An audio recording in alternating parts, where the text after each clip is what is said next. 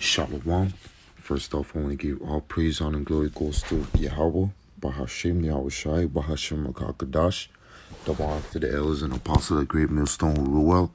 And peace, love, and salutation to the Bafta that the house of David that's been risen up in his last days. Shalom to you, sincere listeners, sincere brothers and sisters that listen to the word of Yahweh, Bahashem, Yahweh Shai, and Father the Lamb wherever it goes. Shalom. This year, brother. It's your brother Yanaga, sincere listener of GMS Boston and GMS Providence and Rhode Island. Just coming back at you with another lesson. The name of the topic of the lesson is how ancient pagan rituals help inspire modern Eastern traditions. Okay, we're just going to go into some topics on how Easter is a pagan holiday. What is derived from the etymology of the word Easter, and we're going to bring on some few scriptures and touch on some few points, okay, and Lord willing, let this lesson be edified, okay. So it says here in the New York Post, how ancient pagan ritual help inspire modern Easter tradition, okay, by Agila Gabriel, okay. Let's read. It says Easter bring together an unlikely charade of traditions, church, bunnies, and eggs, but what may seem like an odd trio is actually tied together by the universal themes of spring and life renewal. While Easter is a time when Christians celebrate the resurrection of Hamashiach, as few aspects of the holiday were adopted from ancient pagan ritual that celebrated the resurrection of life in the spring. Okay, a fusion of traditions.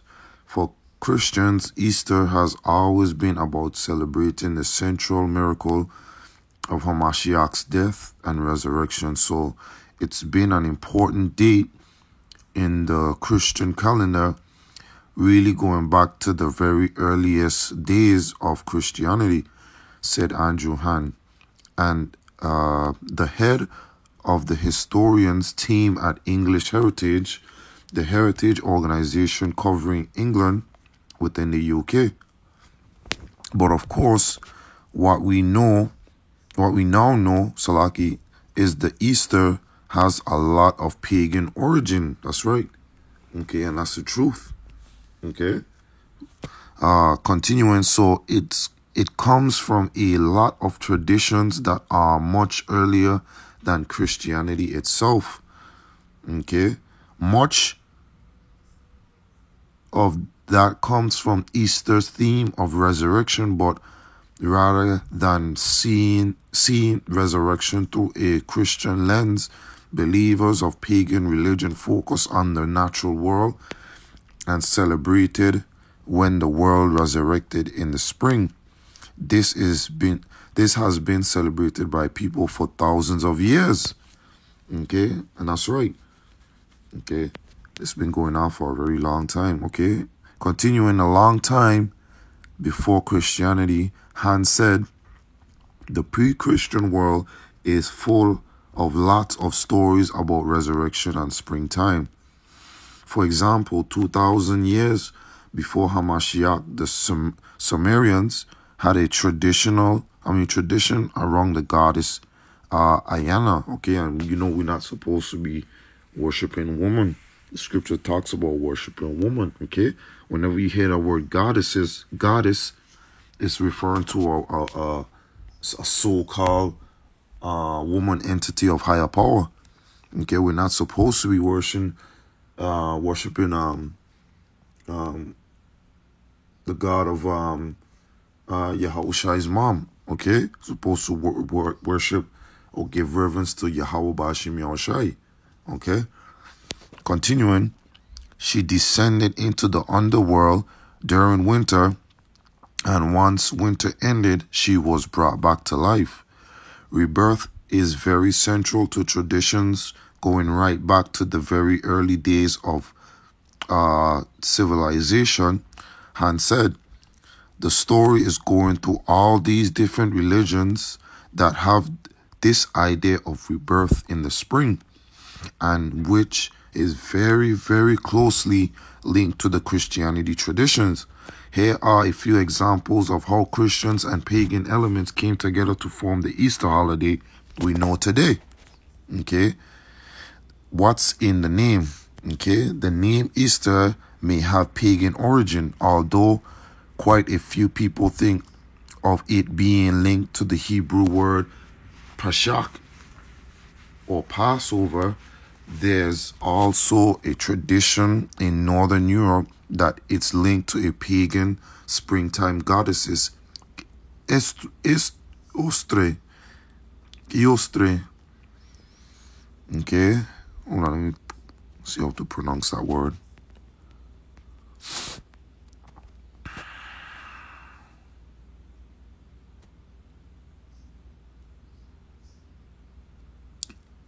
Estre.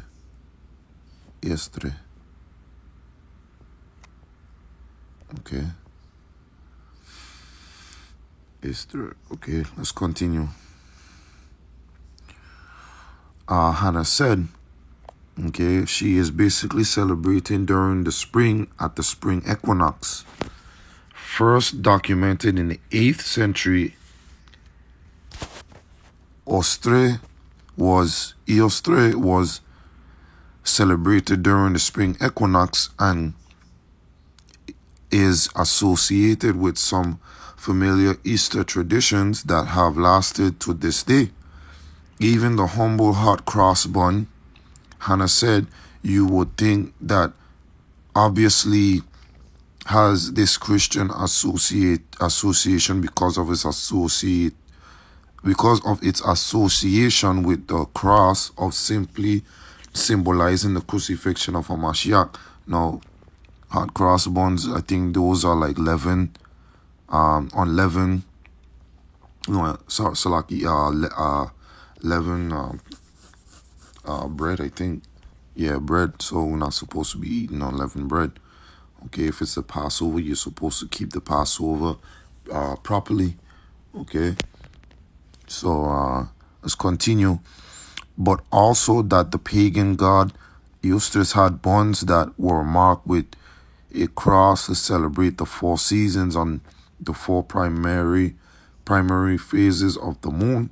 The moon's significance in pagan religion is evident in the way the Easter date is decided. Okay, now it says on this picture here, it says Easter falls on the first Sunday after the first full moon of the spring equinox, which is the first day of spring. Okay, let's continue. According to Han, Easter doesn't fall on the same day every year, and that is because its date is decided by the phase of the moon. The Easter date falls on the first Sunday after the first full moon of the spring equinox, which is the first day of spring. Eostris' association with spring went beyond that of lunar cycle and cross buns, which was also associated with the beloved mascot of Easter. Okay, now we're going into the Easter Bunny now. The Easter Bunny. The tradition of the Easter Bunny is centuries old. According to Han, rabbits and hares are associated with the ancient symbols of fertility. That's correct. Let's continue. Particularly the idea of fertility in the spring and the spring equinox, this time of the year when life returns, is then linked to the resurrection. Okay. The earliest known reference to the Easter here is from a 1682 book by German Georg Frank von Franknew, who linked hares and rabbits with Christianity. He talks about an early tradition in Central Europe that this is coming from the hare association with fertility and the Virgin Mary. Han said, sometimes you see the painting of the Virgin Mary and you see a hair at one side of her. Then the Easter here becomes associated with another symbol of fertility, eggs. Okay, it's quite a strong traditional, certainly in the 17th century of the Easter here, known as Osterhas, said Han, they delivered eggs, Salaki, to children who are being good. The hare brings the eggs along and hides them to start a new life with the resurrection Han added. Okay? And then you could go down and you could just read. I'm just going to post a link in the description so you guys can read and, continue reading this article. Okay, let's get to the etymology of the word Easter. Okay, let's go to the etymology of the word Easter. Easter, noun. Okay, Old English. Okay, Easter egg from Easter, Northumbrian. Ostia from Proto-Germanic Ostran, means dawn. Also the name of the goddess of fertility and spring, perhaps originally of sunrise, whose feast was celebrated at the spring equinox. From os, meaning east towards the sunrise, compare east from pi root os, to shine, especially of the dawn.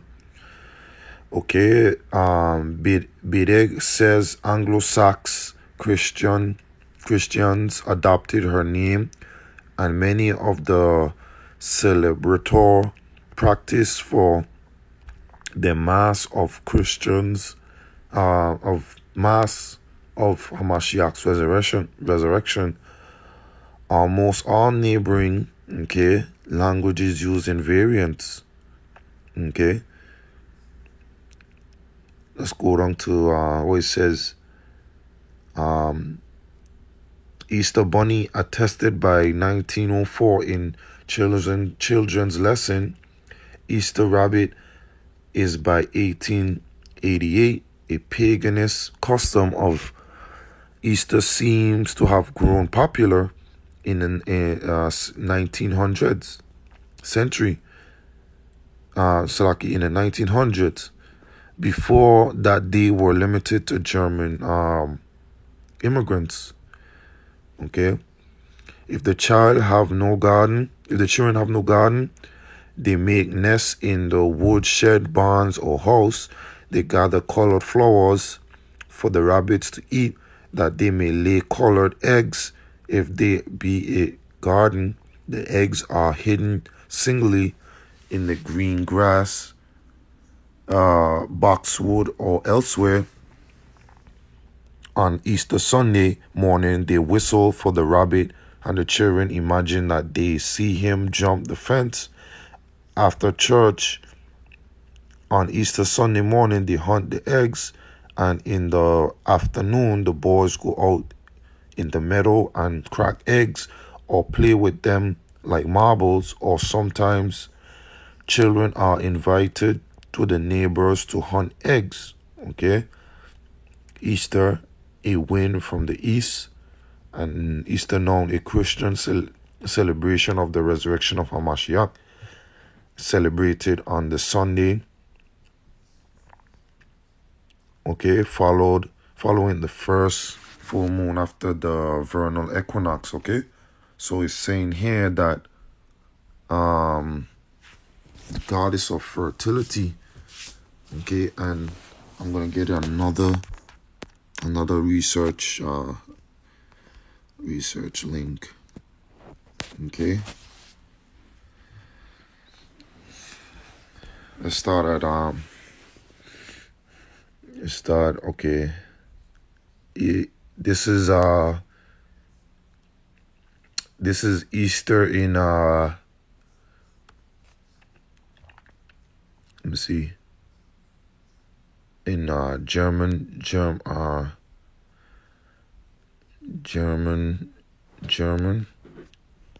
Hold on.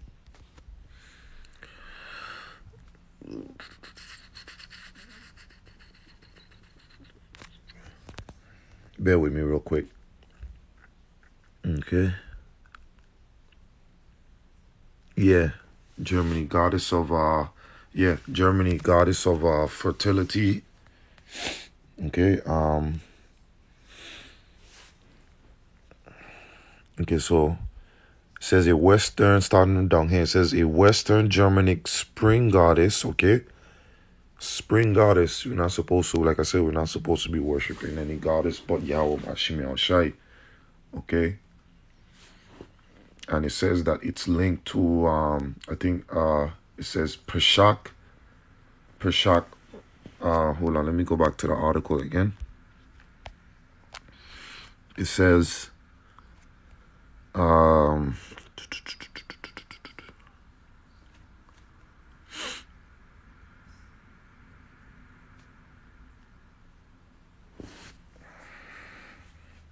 me see if I could find it. Please bear with me.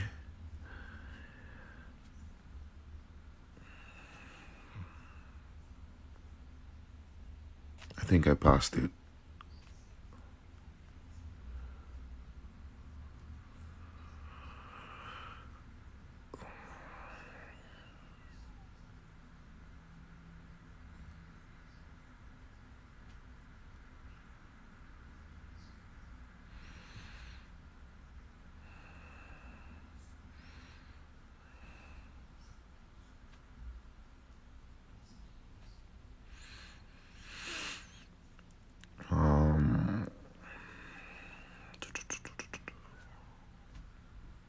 Okay, look here.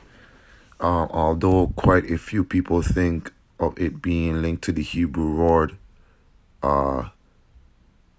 Peshach or Passover. Let's look up that word Peshach. Okay, do a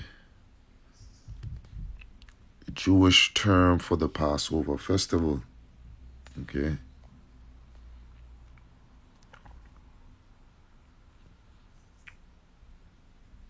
Okay, hold on, let me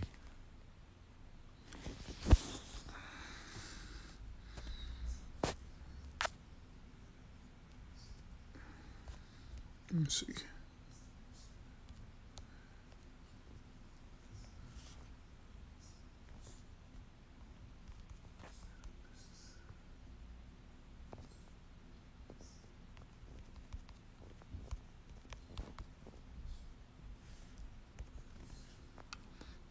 Okay, so it says Easter is linked to Passover and the Exodus from Egypt recorded in the Old Testament through the Last Supper, suffering, and crucifixion of Hamashiach that preceded the resurrection. So yeah, it's linked to that word Passover, okay, which they got the whole concept of Easter wrong, with the whole worshiping of the fertility eggs and the goddess Eostres, goddess of fertility and dealing with the eggs, okay, which is a pagan demonic holiday, man, okay, and pagan demonic custom, okay. So let's get back to this right here. It says, is a Western Germanic spring goddess, by the way, Germanic month bearing her name Northumbria, Ostermann, West Saxon, Ostermanna, Old Germanic. She is the namesake of the festival of Easter. In some languages, Easter is attested solely by Bede in his 8th century work, The Reckoning of Time, where Bede states that during pagan Anglo-Saxon, the equivalent of April, pagan Anglo-Saxons had held feast in Eostres' honor, but that this tradition had died out by its time, replaced by Christian Paschal month, a celebration of the resurrection of Hamashiach. Okay, So these goddesses right here linked up to the so-called Easter that they worship, man. The Easter that they worship, Salaki, the Easter that they worship, which is demonic, man. Okay. Now it says, by the way of linguistic reconstruction, the matter of a god is called Eostro, okay, in the Proto-Germanic language has been examined in detail since the foundation of Germanic philology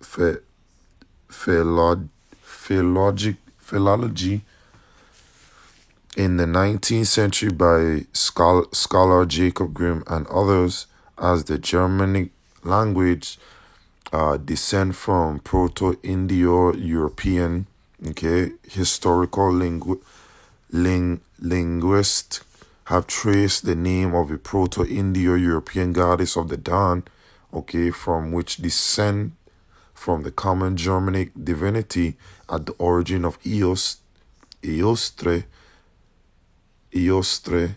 and Ostia. Additionally, scholars have linked the goddess name to the varieties of Germanic personal name, a series of local names in England, and discovered in 1958 over 150 inscriptions from the 2nd century CE referring to the matrone, okay, Austrian. Theories connect Eostre with records of Germanic Easter customs, including hares, rabbits, and eggs, have been proposed. Whether or not the goddess was an invention of Bede has been a debate among some scholars, particularly prior to the discovery of the matrone, okay, Austriahene, and further developments in India-Europe study. Eostre and Ostara are sometimes referred in modern popular culture as a venerated or some form of Germanic neo-paganism, okay? New paganism, okay? Because it was reconstructed.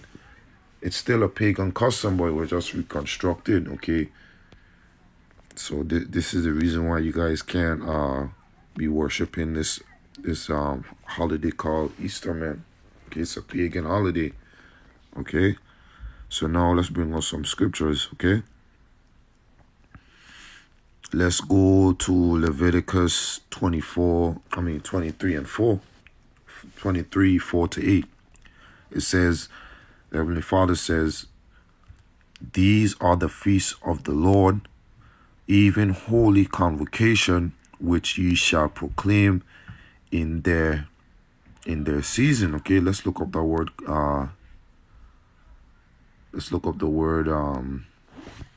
convocation. Word convocation meaning assembly, a large formal assembly of some people, the action of calling people together for a large assembly. Okay, now let's continue. Even holy convocation, which ye shall proclaim in their season, in the 14th day of the first month, and even is the Lord's Passover, and on the 15th day of the same month is the feast of unleavened bread. Unto the Lord 7 days ye must eat unleavened bread. In the first day ye shall have an holy convocation. Ye shall do not servile work therein, but ye shall offer an offering made by fire unto the Lord 7 days. In the 7 days is a holy convocation. Ye shall do not servile work therein. Let's look up that word servile. Okay, servile meaning have or showing an excessive willingness to serve or please others, of or characteristics of a slave or being. So we're not supposed to work, man. Okay. Now in Leviticus it's talking about eating unleavened bread. Okay, and if Easter is derived from the word Pesach, which means Passover, you're not supposed to be doing these pagan stuff, man, like worshiping a goddess, you know, in using Easter bunnies and eggs as a representative to worship this goddess, man.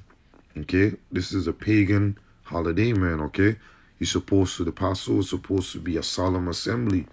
Okay, because our Lord, you know, that was a really it wasn't no play thing, man. It was a really serious thing, man. Okay, for you to be coloring eggs and dishing them out in the bushes somewhere, and people go and find and look for them, making it a celebration, man. Nah, man, it's not a celebration, man. The Passover was something very serious, and we need to understand that. Okay, let's go to Exodus, and we'll start at this is Exodus 23, and let's start at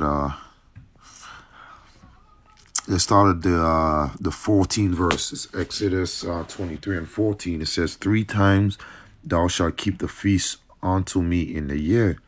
Thou shalt keep the feast of unleavened bread. Thou shalt eat unleavened bread 7 days, as I commanded thee, in the time appointed of the month Abib. For in it thou camest out from Egypt, and none shall appear before me empty. Okay, so it was a very serious thing, man. Okay, for us to keep the Passover. Okay, we know that to be important, man. Okay, it says, and the feast of harvest and first fruits of thy labor which thou hast sown in the field, and the feast of ingathering, which is in the end of the year, when thou hast gathered in thy labor out of the field. It says, 3 times in a year all thy meals shall appear before the Lord Yahweh thy power. Thou shalt not offer the blood of my sacrifice with leavened bread, neither shall the fat of my sacrifice remain until the morning. The first of the first fruit of thy land thou shalt bring into the house of the Lord thy power. Thou shalt not see the kid in his mother's milk.